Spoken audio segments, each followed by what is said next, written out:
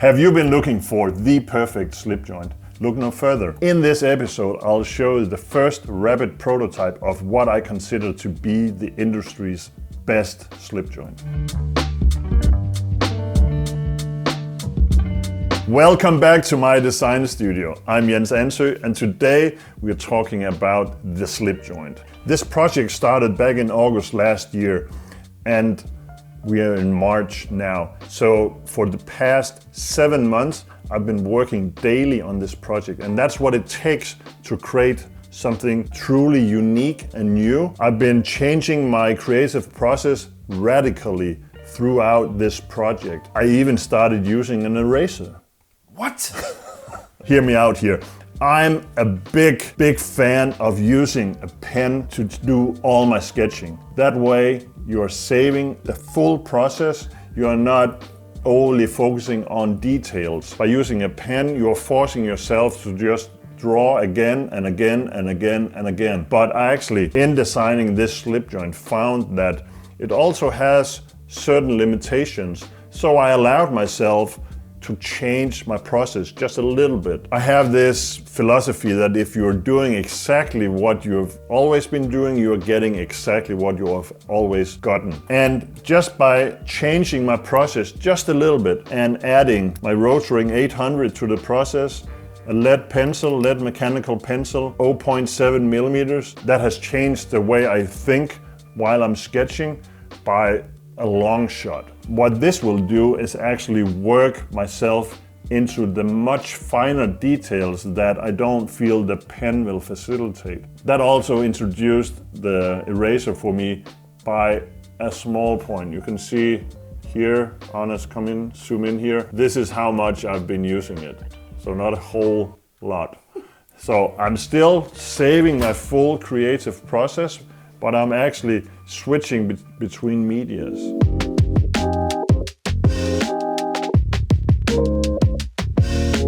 In the last episode where we left this project, I had some goals for this little knife. I wanted it to be a modular blade. I wanted it to have a size that would be very pocket friendly. I wanted it to allow for two-hand open, but also have a front flipper as an option. And finally, I wanted it to be fully ambidextrous, so everyone will be able to carry this knife. That's where we left it off in the last episode. During this project, I've been changing my full creative process. The pencil is just one of them. 3 months ago, I started learning a new CAD software called Fusion 360. At this point, I've been using Rhino 3D for 25 years, so it was terrifying for me to actually try and learn something new. I haven't been on the school bench for 25 years, well, except back when I learned myself how to use a CNC. This was just so different. So I actually went as far as took a beginner's course, 2 days beginner course in Fusion, and then I had a company design a specialized Fusion advanced course for my entire team, so we all learn at the same time. I've been using Fusion every single day for at least a couple of hours in order to learn how to use it for this project. Before moving on, I'd like to show you how my sketching process has changed by adding the pencil to the mix. For the past many years, I've mainly used the Pilot BP-Matic as my go-to sketch tool. Now I added the mechanical pencil, and I'll show you what that has done to change my process. This is a printout of a CAD drawing. This is often what I use as backdrop for sketching on top of it, using my light table. So we're actually mixing state-of-the-art CAD program on computer with old world technology like the light table, and I love that transition. I love that mix of medias. We're taking a pen which is hundreds of years old and mixing it with CAD technology, and I love going back and forth. I am, if you haven't noticed, a little artiste-like. In order to move forward with a design like this and get new ideas, I trace my own work again and again and again. And by doing that with a pen or a pencil, it leaves room for interpretation, whereas a CAD drawing is what you see is what you get. There's no room for interpretation. Once you start tracing your old work, you're maybe doing it a little imprecise, or you're adding a little detail here and there that will help you evolve to the next step.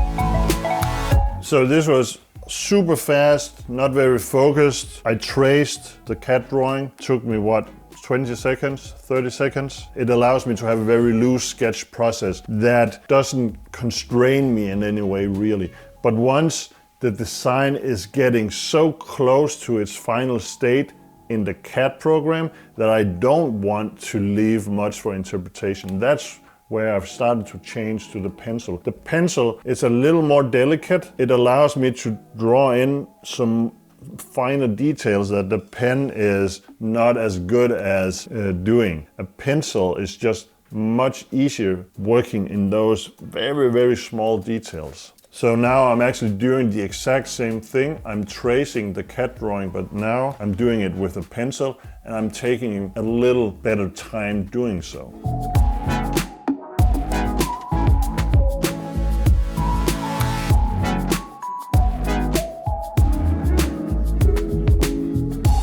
I hope this actually showed a little bit on how much better a detail I can get with a pencil.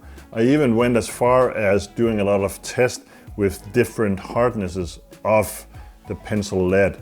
And I reached a point where the full standard HB hardness is what I find to work the best for me. It still has an easy flow on paper. I thought I would go up in a higher hardness in order to get the finer details, and I still have the option to do that. But I feel my creativity still flows with the softer lead. So what it does is it gives me a chance to draw in much finer details than the pen will allow. I still want to do all my early sketching with a pen because this is a tool that I know so well, and it flows so easy on paper for me, and it has this sense of completion. Whereas the moment that I change to a pencil, I want to perfect it more. So now it actually makes super sense to me to change between these two tools, and I still go back and forth on the same drawing with both tools. During the advanced fusion course, I decided that I was starting to get enough traction with the program that I wanted to move into 3D modeling on this project. But it was so early in the design process, there were so many details that wasn't decided yet, so this was breaking new ground for me. But I was learning the program as I was designing the knife, and that was actually a really, really cool process. What it allowed me to do was actually do rapid prototyping while designing, and that is something that is brand new for me.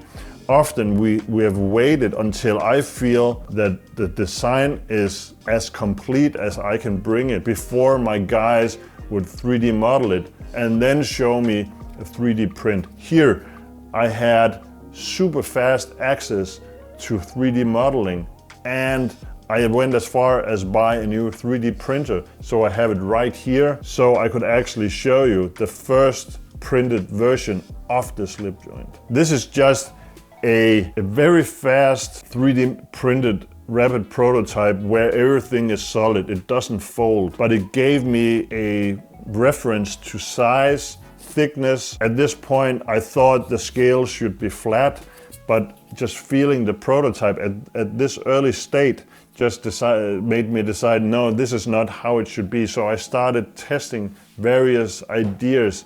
This was within a half an hour after printing this, I started printing this. You have a round surface for the handle. And it's those small but super important changes to the design that I'm benefiting of using the 3D model program myself. I can just do small little tests, print, and at my own tempo.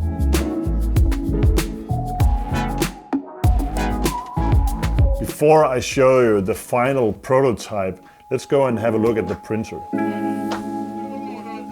So this is my new 3D printer. I just got it about a month ago. I thought the learning curve would be so steep for me. It is somewhat steep. This is my 4th printer. And honestly, I haven't really used the 3 previous ones all that much because they were not intuitive. And for me as a creative person, that is just a key element.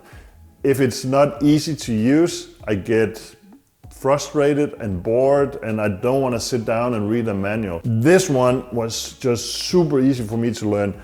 It's super advanced. It has this AMS thing on top, which is like a magazine with 4 different spools of filament. It changes automatically, which is super cool. I don't have to set it up in order to change the colors.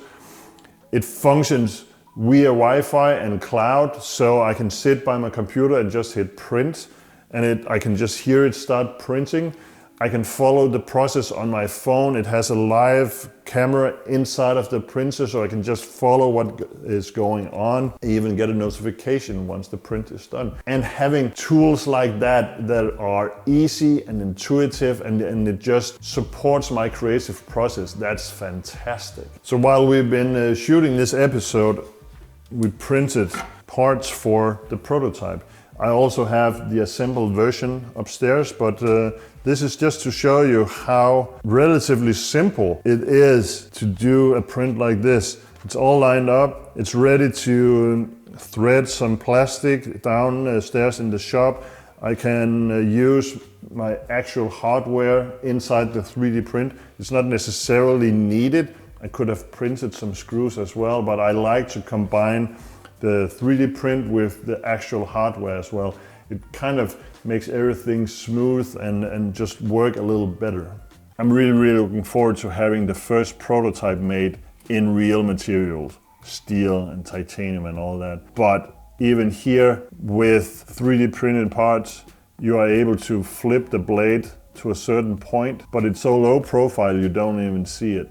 So the idea is either you have a flipper or you have a nail nick. So you have the options to have a one-hand opened or a two-hand open blade, depending on where you live and the jurisdictions and laws and all of that. The second most important feature here is the introduction of an inlay in the design. So the inlay does 2 things. One is it allows for a little lipstick on your knife, if you will. But it also allows me to make a super sleek mechanism here. A slip joint can be made with various mechanisms. And for this project, I am doing basically the same thing as I did with the Monte Carlo. This is a double detent slip joint. This is a mechanism that my friend Bob Tassaola invented and gave me permission to use years ago when I designed the Monte Carlo. So here we have the handle scale for the slip joint, where you have the spring in one piece with the handle underneath the inlay. So once the inlay is installed, you can't see the mechanism from the outside. The inlay rides in a T-slot and will be secured by adding the clip. The clip, while it's not modeled in yet, will be of a similar style as on my casino folder.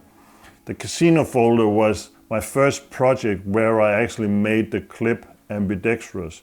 You can take it off, turn it, and put it back again, and now you have a left-hand friendly carry. So this is a clip that has been 3D milled and then bent. And while I haven't reached the final look of the clip for the slip joint, it will have basically the same idea as the casino clip. Once the clip is in place, the only visible screws are the pivot screw and the clip screw. You change inlays on the knife by removing the clip, removing the inlays, put in a different inlay on both sides here, which are, by the way, interchangeable from side to side as well. Reinstall the clip and you're done. So by taking off one screw, you can change the scales.